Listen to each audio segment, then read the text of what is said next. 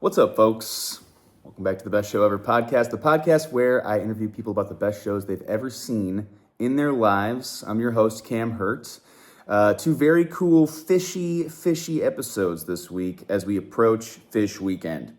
That's right. We got summer tour coming up this weekend, so we got two of my favorite faces to see on Phish tour. I got to be honest. And the one that you're listening to right now is with Sarah Kuyatt from Divided Sky Foundation. Sarah has been a part of the Divided Sky Foundation for the last year here as they have started tabling at Phish shows, having a merch presence at Phish shows. And if you've been at any Phish show in the last year, in 2024, you have seen Sarah working that desk. Super cool thing that she is doing for the Divided Sky Foundation, which is obviously the foundation that is Trey's arm of recovery and rehabilitation. Just such a huge prevalent part of the scene of Phish, comes directly from Trey's guidance. All over the scene, you see people repping Divided Sky stuff, and if they've bought a thing from Divided Sky, they more than likely, it came from the hands of Sarah. And so Sarah and I have bumped into each other on tour a couple times. We've gotten to chat a couple times, and I'm super lucky to interview her on this episode of the podcast. So one, definitely take a look for the Divided Sky table when you're at Phish shows coming up this weekend. And if you're there, say hi to Sarah. I'm not going to do a huge long intro here. Again, I'm still in Florida with my mom, but I will be up in the West Coast this weekend for Phish. Enjoy these episodes leading up to those shows. And here's a little intro from Loom, but enjoy this interview with Sarah from Divided Sky.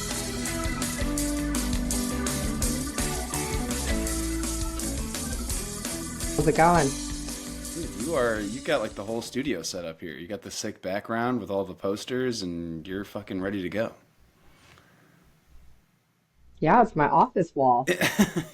I didn't know if you were still gonna be like on the road or something or in a hotel room, but you got the whole fucking.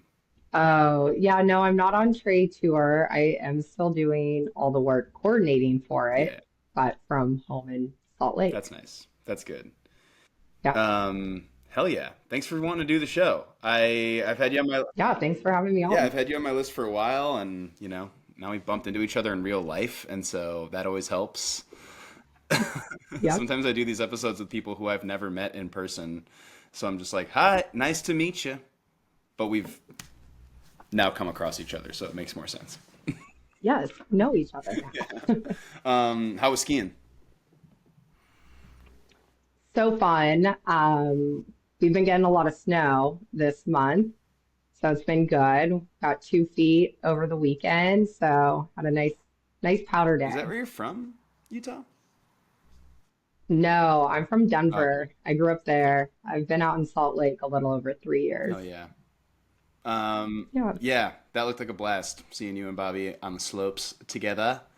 Um, I don't ski. I'm from I'm from Wisconsin, and a lot of people from Wisconsin, like, that's their big trip is they go to Utah or they'll go to Denver or they'll go to wherever in Colorado and they'll go skiing. And me and my family went to the beach. I fell off a chairlift when I was like fucking 10 years old or something, eight or So you have yeah. PTSD. That's right. That's what it is. Well, if you ever change your mind and want to learn, Bobby and I would love to teach you. That sounds like a good time. Maybe I'll just hang and I'll wait for you guys to get done and then we can hang. The ski apres, more your vibe. Yeah, yeah, yeah, yeah. I'm really good at the hang. I'm solid at that. Um, Yeah, we all have our role. Sick. Well, I do a separate intro and outro for the show, so I will have an intro where we talk about everything that you do, and I'm sure that that'll come up within the episode here. But we're just talking about the shows that you have attended, and you've attended some really big ones, and gotten some really cool things to happen in your live music career, let's call it. And so, yeah, I can't wait to dive in. Dive in with the first one though. What's the first show you ever saw in your life? First show I ever saw that I can remember is Elton John and Billy Joel. Yeah. at the Pepsi Center in Denver, which is now Ball Arena. I was probably 7 or 8 years old. My parents took my brother and I. My brother was, a piano player, real into it. And, I remember bits and pieces, but at that age, I didn't appreciate it the way that I would now. But that is the first show I went to. But the first, like, real show that I went to without parents, I was 15 years old. It was reggae on the rocks Hell yeah. at Red Rocks. Yes. And I was not allowed to go. So I snuck out and went and lied to my parents, Yeah. said I was going to a friend's house and going to spend the night. And we get a ride and go to Red Rocks. And, you know, 15 years old, had no clue, like the scene and, Yeah. you know, people drinking, smoking Of weed. course. And here's little old us, like freshmen in high school, lied to our parents to be there. Fuck yeah, dude. That is like Yeah. that's the quintessential experience. Like you gotta pull that off at some point. That had to be like who was Reggae on the Rocks? Like Revolution, or like was it like Oh, actual was like I roots reggae stuff or stuff like that, Ziggy fuck yeah. Marley, a bunch of small bands. It was a 2 day festival, so to speak. It was in 2007. I want to say it was like August 18th, 2007. So I could search the Fuck lineup, yeah. but yeah. Yeah, just like those like pre-pot being legal days where there's like these like pot events that are not weed events, but they're like reggae on the river or like, like yeah, Yeah, it was a it weed was event for sure. totally like a weed event. Yeah, like and it was just like slightly stupid. Just the cloud Oh, yeah, everyone I remember like in the in sky. high school being like, yeah, like that was like you wanted to see the plume of smoke over the crowd. It was like the coolest thing to have seen. You're like, "Oh, someone else is Yeah, it was smoking so weed." cool. It wasn't me. Wasn't me, but someone else was smoking weed. Fuck yeah. Hell yeah. Did you were you like at the Elton John show, that had to be that's such a like a big like massive deal to go to, and like we did the similar thing with my family, like went and saw like major acts like that, like Paul McCartney or someone that came through. Was that like a premium in your family? Did you guys like take concerts very seriously or Um, Not so much. I mean, my dad and brother are musicians, can, play every instrument, so they definitely enjoyed it. But, that was a really big deal. I didn't grow up with money, so getting tickets to go to a huge show like that, that was special. It's not something that we did all the time, but we all enjoyed music. After I graduated high school, we all, as a family, went and did Fleetwood Mac sick? at the same arena in Denver and, got really good seats. And it was a birthday present for my brother and I. So yeah, like, those memories are super special because, you know, my dad worked hard to provide and, give us a good life, but I didn't have, a ton growing up. So cherish those things. Yeah, like I mean, we did okay in our family, but we owned a restaurant. My parents worked there every day. Like my mom and dad were in the restaurant all the time, and so was me and my brother. And so it's like, yeah, when we were able to take off for things, it wasn't always a big long vacation, but sometimes it was like a really special big night seeing Hmm. XYZ artist. So like yeah, those are huge events, and now yeah, it's just got to be like it's so weird to like see how life goes. Like you're like that's a part of your childhood. It's not your whole childhood, and then all of a sudden you're like, wait, this music thing was a big deal. Did you have a worst show that you ever saw in your life? Something that was like you don't have to put any artist down at this point, but something that was like not so inspiring. Yeah. I hate to say it, but string cheese, July 20th, 2019. And I have never come out of a show and jogged on a van so much in my life. And I love string cheese and I've seen so much of them. So I think I had high expectations of this band that I love, and it's always a good time. And that show just fell short. So Cheese was going through this period of trying to branch out of the bluegrass and do more kind of electronic-y type vibe. And the main reason why that was the worst show is because they did a repeat of a gag essentially. So the year before in 2018, they played at Halloween and they did a Star Wars, Star Trek kind of gag and music, and they did it again. Yeah. And being a Phish fan, we know once they do it, it's done. They're not going to do it again. We will not get a numbers night again or an animals night again. Right. So for Cheese to be playing the Star Wars and Star Trek, I just couldn't believe it. And I didn't even go to Halloween, but I mean, I follow the band. So I just was so disappointed and came out of that show. Me and my girlfriend are ripping Cheese a new one. Just that was the worst show. I can't believe they did that. They already did it before. They're so unoriginal. They're getting old. They can't think of anything better to do than to do the same set that they played like 6 months ago or whenever. And you guys are like Reddit personified walking down the hill.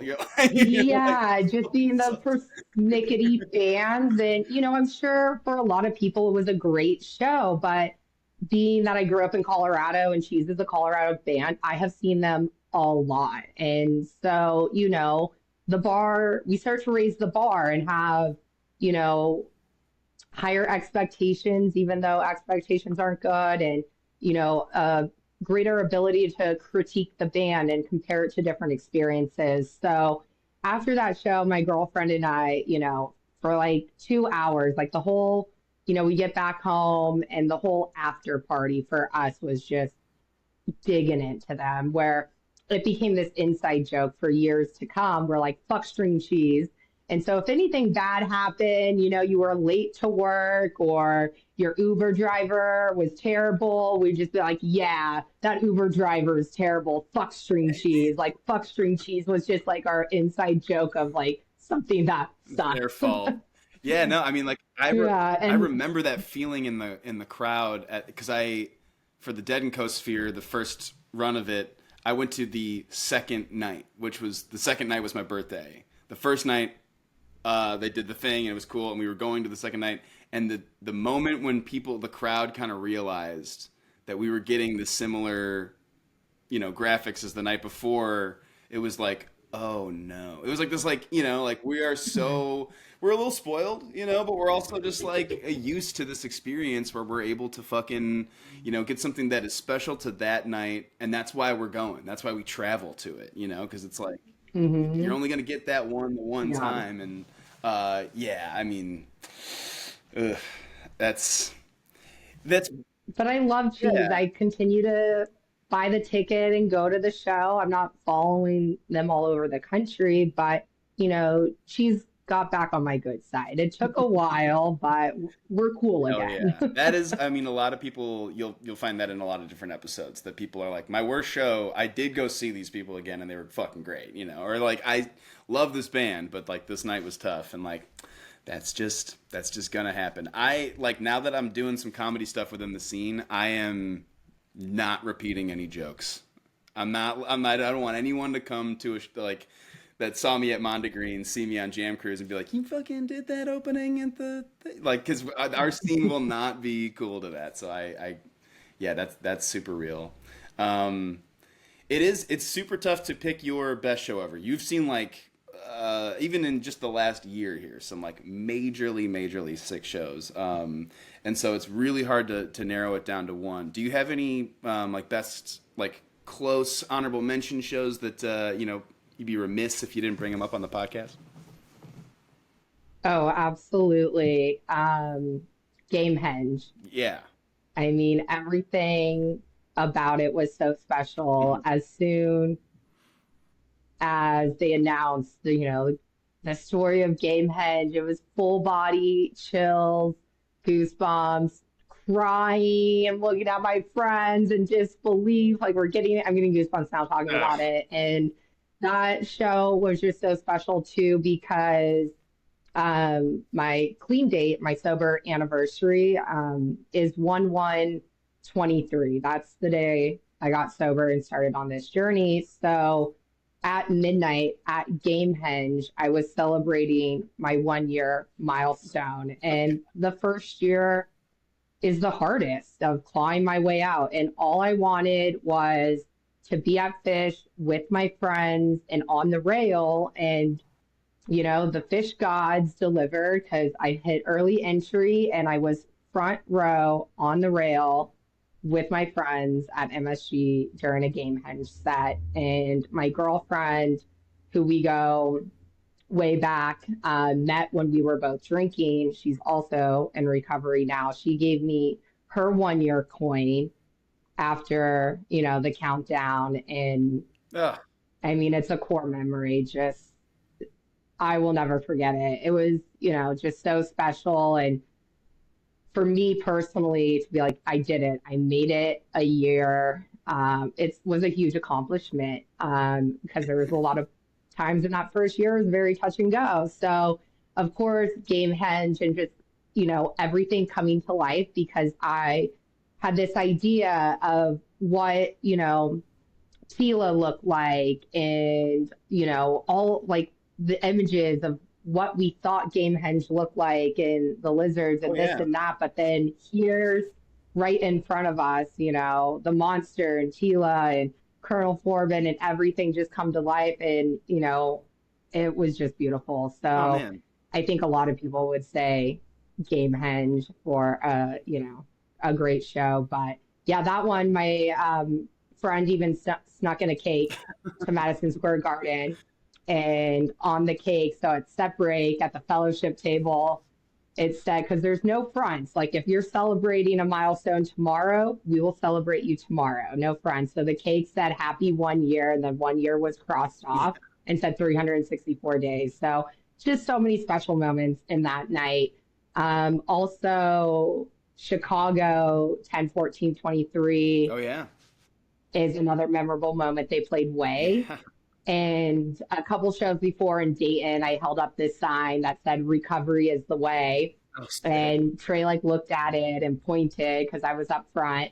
And then 2 shows later, they played it. Oh, So I just felt like, planted the Phish seed. And I had been chasing Way for a very, very long time for a very particular reason. So to finally get it was just yeah, amazing. to do that plant the seed thing you did that. Like for a fact that There's sometimes you're like, oh man, maybe, or like you said that in the car, and that's the reason, But like, there's no way they heard you in the car. That one, Trey pointed, he laughed. I have a picture. that So one, yeah. um, I felt like it, like made a sign that's going to pull the heartstrings and hit the fish field of, being around recovery. So that was super special and a fun moment. And I'm walking out with the sign, and everyone's like, thanks, thanks, you did it. Thanks. So And that it is was a that's cool moment to get your fish I was gonna say, and I don't want to get into it too quickly. I feel like that's not the only time that you have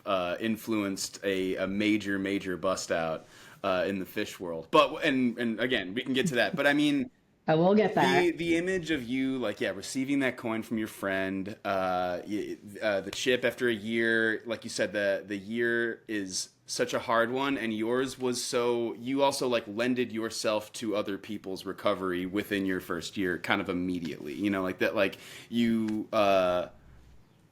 We can talk a little bit about what you do with Divided Sky, but I mean, like, yeah, that is such a unbelievably perfect way to celebrate that moment, just that day of like getting to that milestone. And the work continues for everybody and your friends that were all there with you, of course, but like, fuck, like, what a way to like just stamp that one moment, in time. So cool, so cool. I'm like tearing up Mhm. over here talking about Yeah. it. Was not Oh, there, was not even at the show. I know. I told myself I wasn't going to cry because it gets me still. Because, I mean, yeah, there's just moments I'll never forget. Yeah. Be with me forever. And, and Yeah, there's so much like just leaves me speechless. like in those kind of moments I think of like, oh man, I've had some bad ones.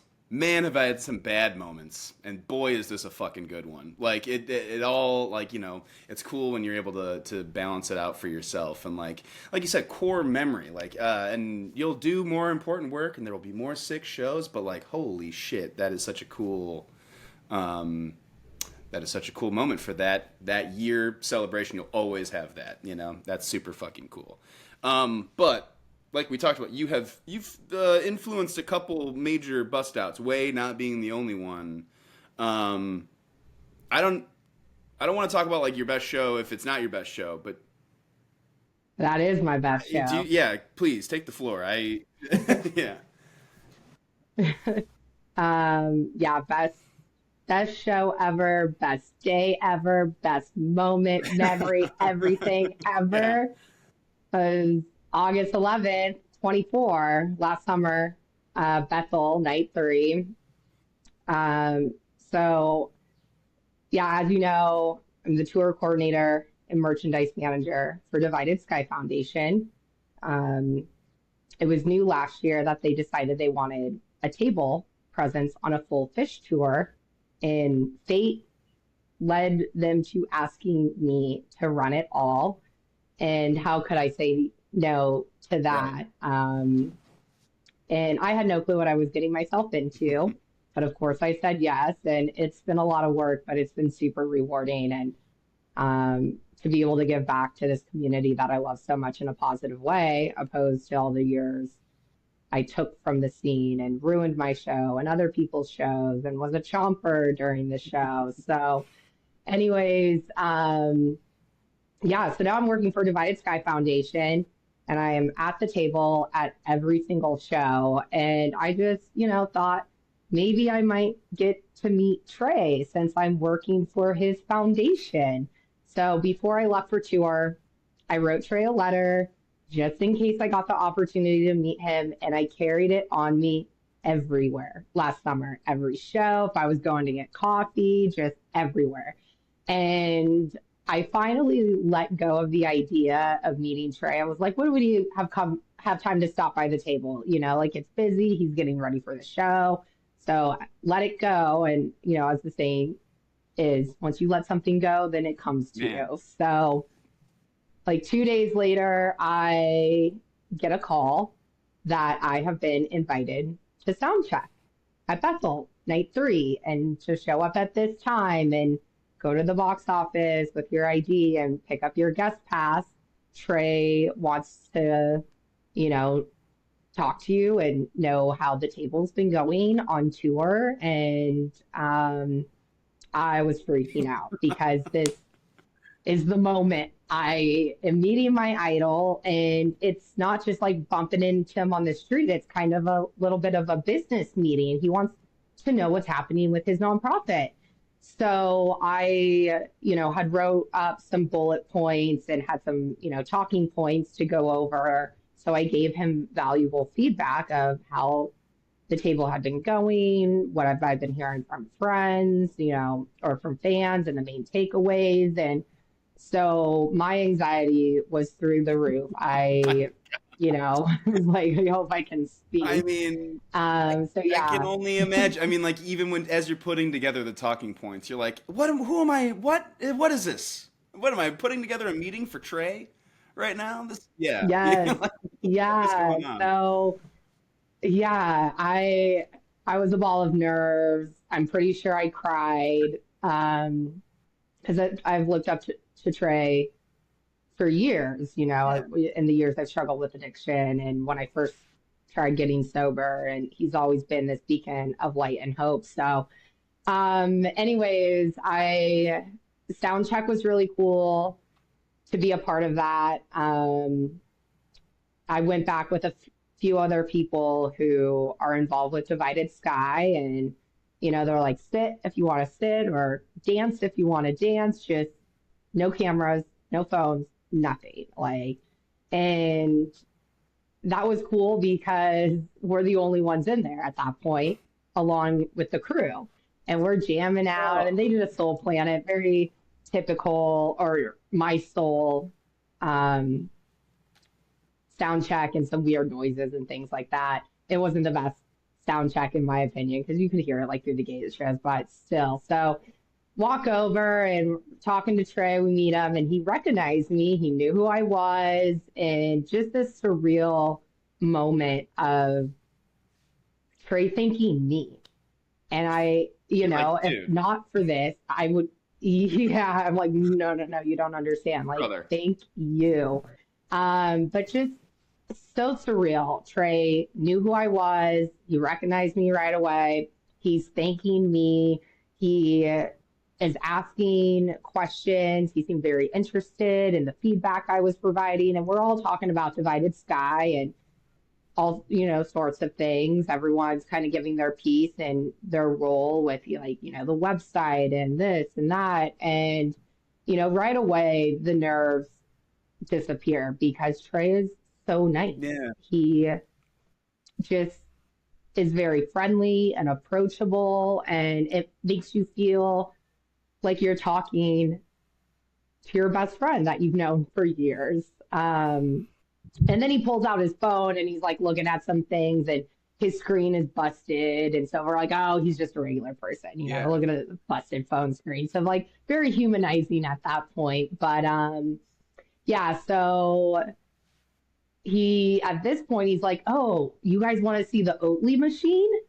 And I'm just like, yeah, of course. And walk in, and I'm just sitting there like, what is an Oatly machine? I don't know, but I'd follow Trey anywhere. And that's what I'm doing, And backstage, they had an ice cream machine with oat milk. Oh, That's the Oatly machine. okay. Hell yeah. So now I'm eating ice cream with Trey on a beautiful summer's day. And at that moment is when I handed him my letter, and he's looking at it and smiling, kind of shook it because I put like, the note and like some stickers, and he was like so cute, like a kid on Christmas shaking the present.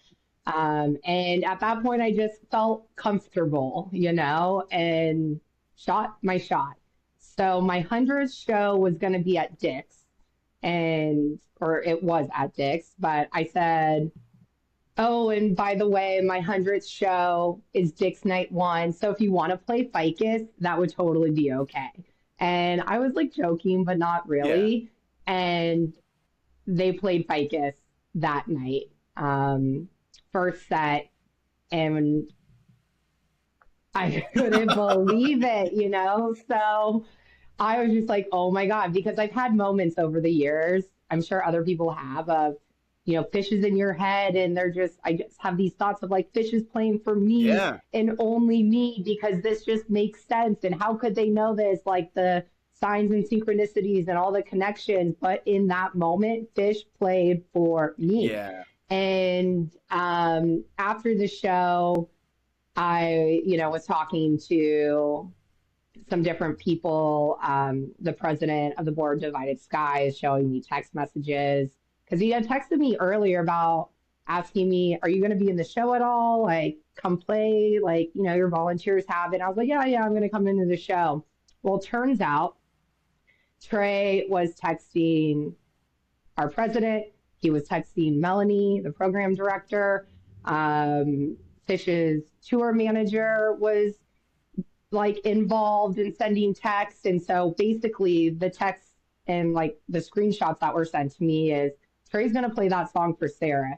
He wants to make sure she's not stuck at the table. So don't tell her, but make sure she's in the show. And I ended up meeting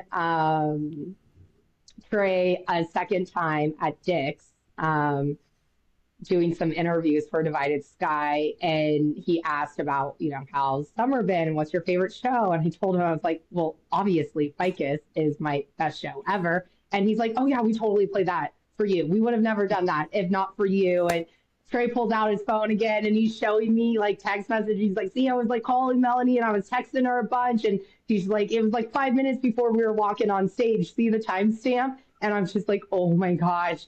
And Melanie had responded to him like, aren't you busy right now? Because yeah, like 5 minutes before the band is taking stage, Trey is calling and texting everyone to make sure I am in the show because they're playing this song for me. And I still can't believe it, It is just that for me. And some of the messages after that, someone had texted Trey and he showed me his text. He's Sarah, that was the best day of her life.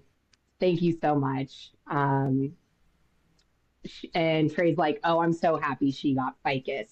She was she that was all her, you Yeah. know. She's the cosmic instigator on that one. And so I just can't even believe it. So yeah, the first time, because for years I've dreamt of meeting Trey and what would that interaction be like and what would I say? And so for that dream to really come true and to meet Trey, have a beautiful conversation with him thanking me, and to play the song that I requested is, I mean, I don't know how I'm ever gonna top that moment. It's like I peaked. I still can't come down from that moment. Um, so that is absolutely my best show ever because two, you know, I feel like Ficus was a really big thank you for all the work and sacrifice I made for, you know, working for Divided Sky Foundation. It wasn't easy. It's, you know, I'm disconnected from the music on several occasions. I'm not in the show hearing every single song, you know, I'm folding shirts. I'm Yeah. having heavy conversations about addiction and death and you know, it's different my Phish experience now, but it's such a gift to be able to grow and evolve with my favorite band and to be more than just a show goer. So I I mean I can't picture my Phish experience to be any different at this point. Yeah. Like this is what I do now. I fold shirts at Yeah. Phish. Yeah. I mean, and I mean, now, I mean, I'm sure that there are people who are going to multiple stops of Phish shows that are just completely associating you with what you do, but you're like, this is new to me. I'm still working on all of the different areas of like what's going to make me good at this, but like, man, what a little bit of recognition from your boss. Holy shit, like Exactly, at any exactly. job you want that, but like when the guy like that is involved, like he gave you Sarah night. It was like totally Sarah Day, Sarah night. Like have her come to the sound check, like Yeah, let's get the ficus going. Like it is totally your night. Making sure you're not at the table, like all the follow up is just yeah, that's such a cool fucking thing that again, like this is a busy man on the day of a show. Does not have to do this kind of stuff, mhm. and like Not at all. yeah. Not at all. It was, and what was so funny too is because I'm down in the show with Lane, who you Mhm. know, and you know, we're mobbing around, grooving through the moat, and I hear the first notes, and I just froze in my tracks. My eyes, I'm sure I looked crazy. My eyes wide, my mouth is dropped, and Lane's over here looking frazzled, you know, because he doesn't know what song it is. He's like, "Wait, what song is what song is this? I don't know." And he's looking at me, and he's like, "Sarah," and I'm just like, Yeah, you don't know the song oh because they don't my play this God. song. And so that moment too, and then, you know, just looking around at the crowd and other people being excited, and then the follow up of they haven't played it in 26 years and bust out and all of this stuff. Like You had to just be it like just, bursting at the seams. Like, how do you shit, like it during the show? You're like, cause when, and then the letter, and we talked, and the ice cream, and then people are like, what are you saying? What? no, my face the rest of the night was this like,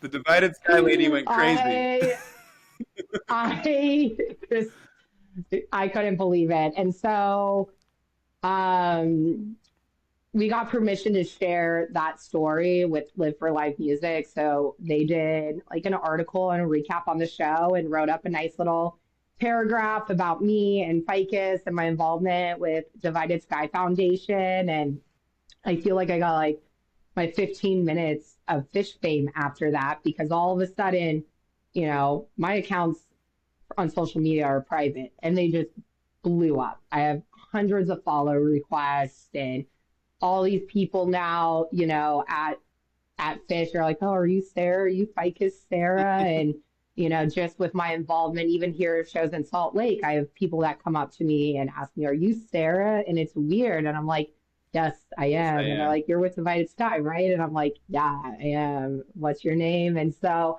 it's just been, I mean, it's literally changed my life in so many ways, but the purpose that it has given me is by far the best. But yeah, that was just a very big shift in my fishing career, so to speak. Yeah, you don't realize that that's going to be a part of it, that people are going to kind of like notice you now or associate you with this part of the experience. And like especially these days in the fish experience, it is such a huge um haven and a great space for those who are in recovery. It is such a positive um, recovery is a very positive topic within the scene, and it's led by the leader. You know that guy is like you said, you used the word beacon before, but like could not be one of the best examples of someone who's in recovery. And so like yeah, you're gonna get even more and more associated with the table that you sit behind and the foundation that you're working for. But that was like not something that I'm sure was on your mind going into it. Like I'm gonna be this like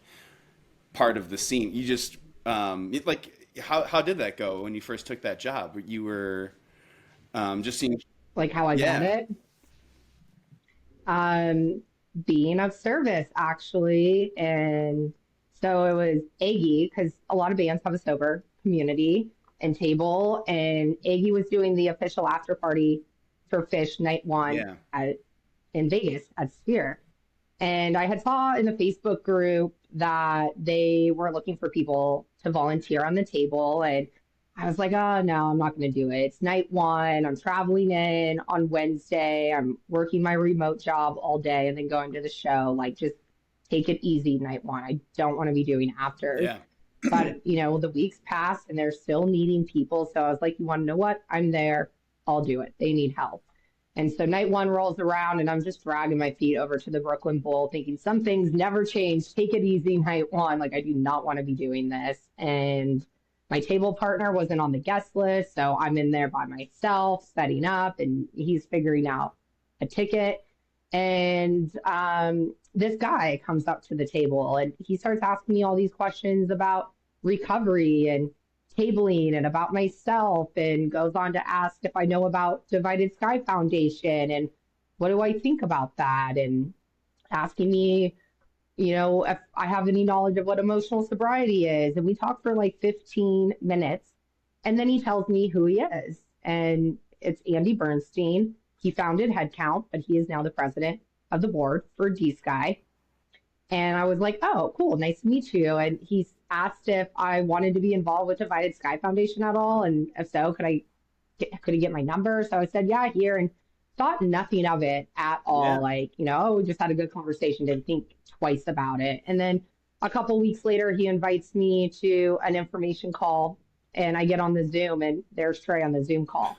And I was like, what is happening here? I am on a Zoom call and Trey's face is like right next to my face. I'm like trying to keep it together at this point. And then shortly after that, he tells me they're getting the table going and they need someone to run it all and be the constant, and asks if I want to do it. And I absolutely said yes. And for me, that's just such a testament to the work I've done on myself in recovery, because you had a 15-minute conversation with me. You picked up on a vibe and my energy enough to offer me this very important job, Yeah.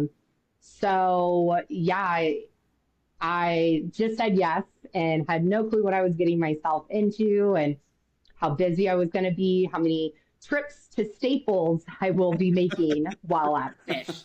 Do they have a credit card with loyalty points? Like, Right. I'm always at Staples now. But yeah, and so I really had no clue what I was doing. I had no previous experience really, but I did the best that I could, and made a lot of spreadsheets, and it continues to grow and evolve. Divided Sky hired an executive director at the end of last year, and his name's Seth. Once he came on, we've been formalizing processes, streamlining processes, just really like all the spreadsheets that I've done adding to it, making it better. Because before I was the only one looking at some of these spreadsheets, but now, the executive director, Melanie, and whoever else, like, they need to know what everything means if they pull up this Right. spreadsheet. So it's been a lot of work. It keeps me busy, and trade tour right now has been keeping me very Yeah. busy. Yeah, but I I love it so much, and I am just thrilled to be a part of this. Yeah. It is, they're doing really great things and trying to make recovery accessible and affordable. And the center in Ludlow is gorgeous Yeah. and, right over Okemo Mountain. It is, I mean, I couldn't think of a better place to work for, a better boss I mean, to have. So, truly, and like now there's these I cool mean, events that are coming along with it, like these stacked lineups that you're getting of people who are going up to the. Is the event at the center, the show that happens for Divided Sky, or is that the music on the yeah, mountain, Music on the or Mountain? Yeah. yeah, so the fund run is in Ludlow, and then kind of right next door is Music on the Mountain, where you have, a lot of different bands coming and playing, and it's all a fundraiser for Divided Sky. And the main thing that we're fundraising for are scholarships. Terry's real adamant. We don't want to turn anyone away from receiving help if they may not be able to afford it, so they can apply for a need-based scholarship. So, the raffle for the signed posters on Phish tour, and even now on trade tour, and the t-shirts and various merch, that money is going to our scholarship program. Hmm. So people can come in and, get help without being stressed financially about how are they going to pay for Yeah. it. Which, you know, getting sober isn't cheap. Some centers are really expensive. So it sets us apart in a really big Yeah, way. it's huge. Um, Yeah, it's massively huge, and it is so expensive for people to get really good help. And so yeah, I mean, um, yeah, that's incredible work that is getting done. Like again, like I feel like in this like kind of perfect place for the work to be getting done. Like what an amazing opportunity to have, And like you said, it's like a ton. So for those listening, if you're seeing Sarah out at a show, maybe a high five, maybe something. Maybe a good job. Call her Ficus Sarah. How many people actually call you Ficus Sarah? Do you feel like you get it a lot? I mean, at Mondegreen, it was a handful. It's kind of tapered down at this point, but it was definitely happening at Mondegreen right after that show. Are you Ficus, Sarah? And I was like, oh my gosh, is that the nickname now? I guess I like it. For the summer of 2024, But yeah, certainly going to be the nickname, yeah, because that was like a major highlight of the summer. And so thank you for making that happen. yeah, of course. Yeah. Well, and thanks for being on the show. Do you have like anything that you'd like to plug? Anything that like you're listening to right now that you're really loving or like can't stop listening to? And then also like anywhere that we're going to be seeing you down the road here in spring tour. So I will be at every Fish show indefinitely moving forward. So I will be at all of spring tour and all of summer, except for Chicago, because one of my best girlfriends is getting married. So got to get her girl hitched. So Yeah. I'll hop off to her and back on. I will be on this trade tour in NOLA, Birmingham, and Cool. Nashville. Um, and then as far as what I'm I mean, I don't know if this is embarrassing, but I am currently on a really big Lizzo kick. I Go don't know for it. why, but I've been bumping Lizzo on the mountain skiing. Love that, and have been definitely digging into Aggie a lot more Yeah. on Nugs. And I love Aggie, and the show that I just saw of theirs was Dude. outstanding. So have had them on Nugs quite a bit and been following this current Their tour. West Coast run was really fucking good. And yeah, man, Lizzo sounds like good skiing music. Again, like I said, I don't ski, but I imagine that's got to be fun going down the mountain to Lizzo. I mean, And it's like hype up music, you know? yeah. Feel good. Feel good I was gonna songs. say, if you can't feel good skiing and listening to Lizzo, then you might have a really tough time having fun. That's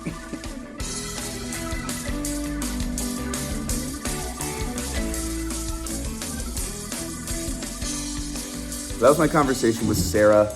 Like I said, if you are going to be out on Phish tour coming up here, definitely go pop by the Divided Skies Foundation table, see what they're cooking up. They always got some cool giveaway or some cool raffle or some cool something to get yourself involved in. And also, if the Divided Sky Foundation has been helpful for you or a family member in your life, it's always an important organization to be donating to. So make sure that that is on your priority list this spring tour. Other than that, guys, enjoy Phish coming up this weekend, obviously, but enjoy the other conversation that I have out this week right now with Mr. Dude, a lot presence, Mr. Lot Topic, if you will. And so check out that episode. Hope you enjoyed this episode. If you've been enjoying all the episodes on Best Show Ever, please subscribe, like the channel, rate us 5 stars on Apple Podcasts and Spotify, all that stuff.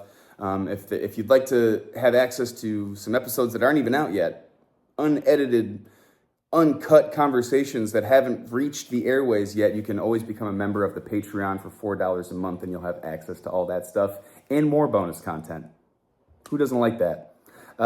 Enjoy, folks. See you next time. And have a great show.